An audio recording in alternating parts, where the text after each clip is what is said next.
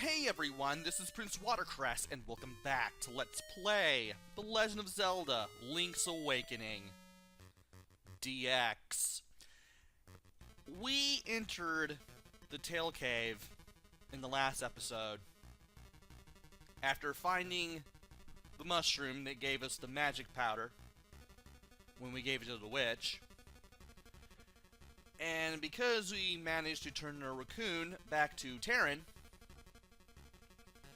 we are able to enter the Tail Cave after getting the Tail Key. So, there are places that we can go. We can either go west or we can go north. I'm going to go not north, but west first. And let's knock these two guys into the pit. A key will drop down on that gray tile. Let's go further to the west here. Take care of these slimes. Watch out for the fireballs that come out of those torches. And defeat all the slimes so we can get out of here. But not before opening this chest and getting the compass. The compass lets you see where the chests are, as well as the nightmare, which is the game's version of the boss this time around. You also have a new feature. A tone will tell you if a key is hidden in a room when you enter. Now let's knock you into the pit again.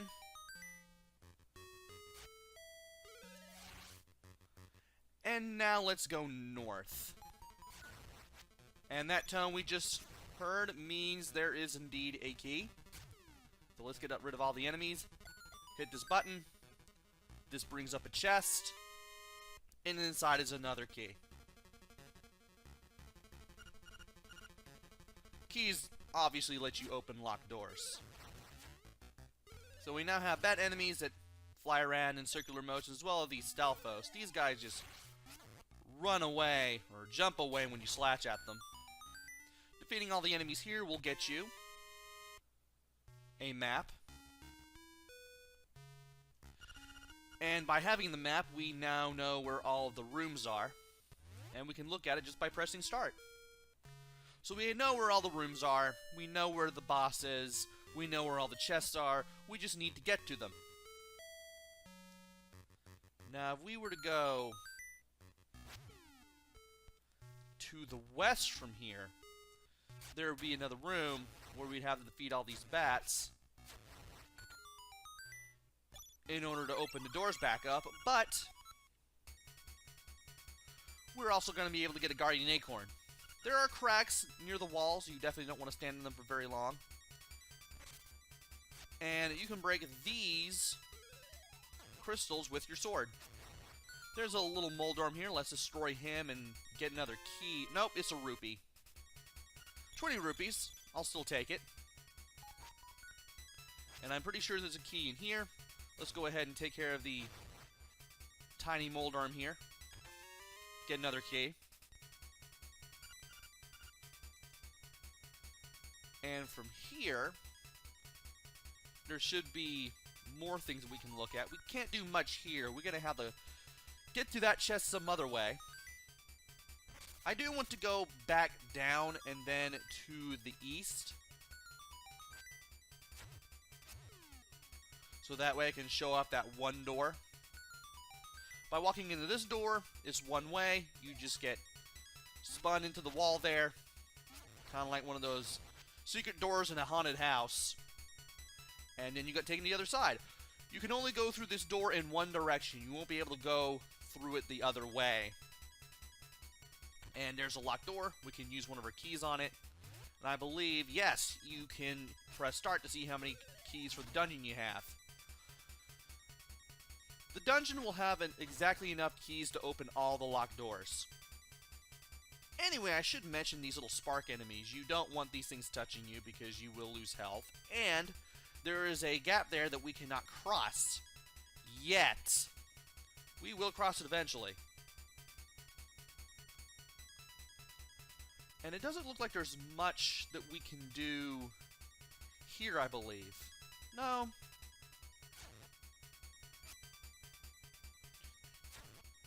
Anyway, we want these three things to be on the same card pip when we strike them. That way we can defeat them all and get this chest. If you get 3 hearts, they all turn into hearts. And if you get 3 diamonds, they all turn into rupees. Here's a new item, the stone beak. Let's find the owl statue that belongs to it. Well, it's right here. Now, if you try to interact with this owl head before you got the stone beak, you wouldn't be able to do anything. But if you have the stone beak, you'll get hints. Turn aside the spine ones with a shield. This will be interesting to keep in mind. We will have to keep that in mind for later. In the meantime, let's try not to get hit a whole bunch here. And there's a crack in the wall. Unfortunately, I don't have any bombs. Yes, there are bombs in this game. So the best we can do is just to go to the north. Try to avoid getting hit by that spiked blade thing. And from here, we pretty much follow the path. Ow. There are 2 slimes here, but we can easily take them out. As long as we don't get... As long as these things don't run into us, at least. I do want to destroy that in case I can get a heart out of that, but... Sadly, we could not. If there is a door that you can't open, move a stone block. Well, what about this one? Well, I guess that works. And here are these spiked ones that you have to turn over with the shield. Use your shield when they try to ram you to beat them, or rather to turn them over, and then you can hit them with their sword. Use your sword to beat them. And then you'll be able to unveil this set of stairs. There are Goombas here. And also, this is a side-scrolling section. If you try to land on a Goomba's head, you can squish it. And you can get a heart out of it. I'm having a horrible time doing that. But we will find something that will allow us to do it soon enough. All we have to do is just go up the ladder. There's a heart that we can't reach yet. And there are these things that we have to watch out before we can open this chest and get the Rock's Feather. This is the first dungeon item of the game. It feels like your body is a lot lighter. We're going to replace the shield with this. And grab this heart. The heart with wings gives you 3 hearts, I believe. So you definitely want to grab one if you need one. And jumping on these Goombas, who are apparently moonlighting from the Mario series, will give you hearts. So there's that. And I do want to switch to the shield quickly. Just to beat these guys again. Just to get them out of the way. And then I'll switch back to the Rock's Feather.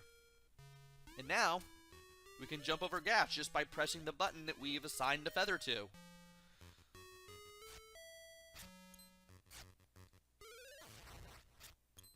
That's a good thing, because we need to jump over some gaps in order to get around in this dungeon.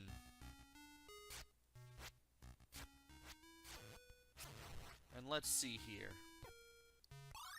Well, there's a piece of power. Let's go ahead and grab that. That'll allow us to defeat the enemies here a little more efficiently, I would believe. Now we're back at full power, so let's go ahead and go over here. And you are jumping around a lot, but you jumped into a pit, which is good for me. And to defeat this guy, all you have to do, just jump over this column that he just pushes towards you, and then hit the guy as he tries to go from one side of the room to the other. Because I had the piece of power still on me, I was able to hit this guy with only a few hits and take him down. And by beating this mini-boss, you get the teleporter here. If we walk into this, we will walk into the one that has appeared on the other side, wherever the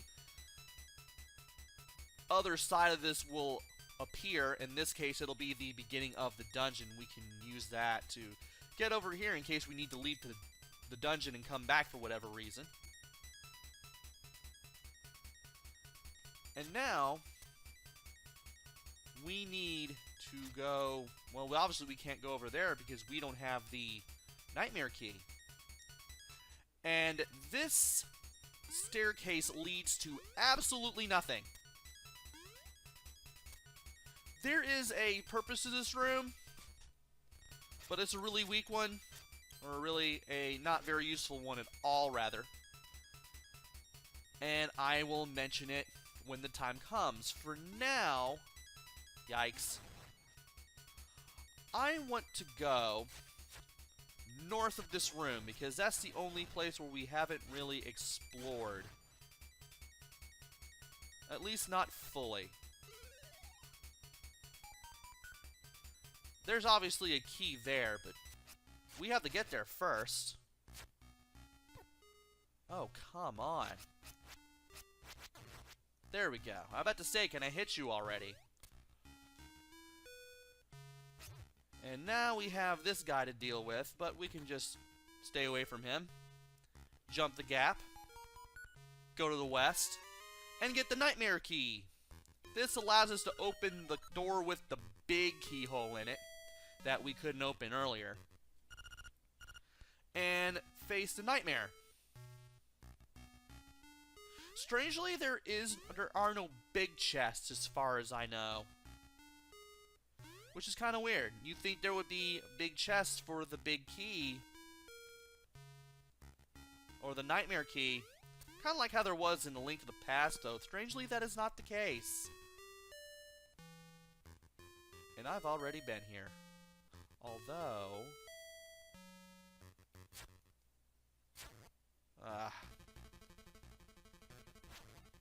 well, I'll go ahead and take the 3 rupees right now. Why not? And let's go over here. I do want to get some health, though. So I want to see if I can do that before I go anywhere else. Let's fight off some enemies. Maybe we can find some health that way. Maybe I can get them from the keys, the bats that are here. Maybe not. And I seem to be having a terrible time finding health. I only have 3 hearts, and I do want to make the most of them for the boss battle that we are about to do. Well, that'll do it. And there we go. Now we can get out of here and take the warp back to the mini-boss room. Now, obviously you want to jump over those, get away from them, go through the boss door, and then we'll fight Moldorm. Just like in Link to the Past, you want to hit him in the tail, you want to stay away from him when he charges at you, and you don't want to be knocked in the pit, otherwise that will happen. This is the only purpose that this room down here serves. If you fall into the pit, you get knocked out. And I'm trying to do a whirling blade, but that's not exactly working. And you are running around a lot more. Wow, you do not stop, do you? Well, it's a good thing I waited for you to come back so I could hit you in the tail with the whirling blade. Using the whirling blade slash whirlwind slash whatever you want to call it makes this a lot easier. You can take him down in 2 or 3 hits with it. And when you beat Moldorm, you'll not only get a heart container that adds 1 heart to your maximum health, but you can go into this room and pick up this instrument. The Full Moon Cello. This is the first of 8 instruments in the game.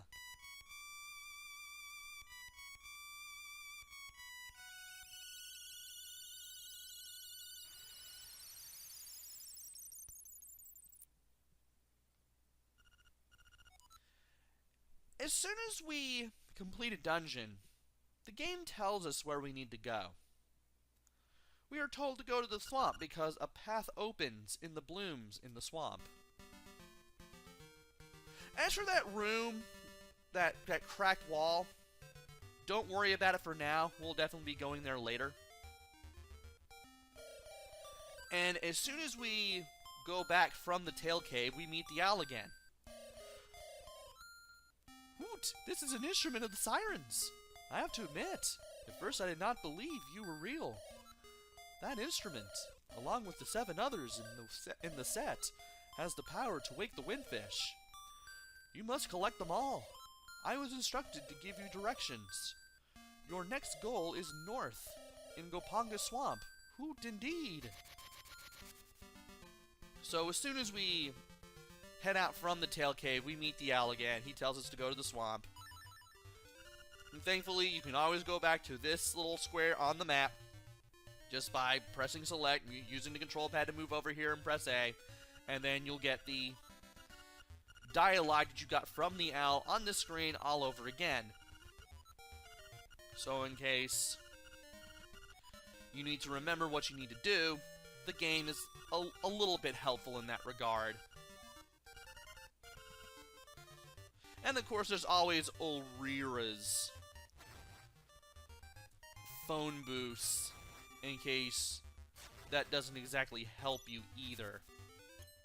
You can always talk to Ulrira on the phone and he'll tell you. So anyway, we now have 4 hearts. We have almost 160 rupees. And before we know it, we're going to have 200. We could be able to get that shovel, which we'll need for something later. And as soon as we return to the village, we are met by the quadruplets. They will tell you that the moblins came to the village. After that, they went to Madame Bow Wow's house. At Madame Bow Wow's house, well, something happened, and you're going to have to find out what it is on your own. By the way, whenever you come to this screen, you will get that dialogue every single time, which can be very, very annoying because you have to scroll through it all. You can't just skip all of it with the press of a button. And there's Madame Bow Wow's house. We might as well go ahead and go in before I accidentally attack a dog and talk to Madame Bow Wow.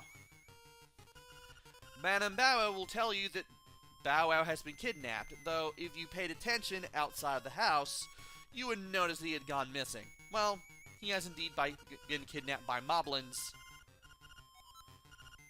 And now we're going to have to get Bow Wow back.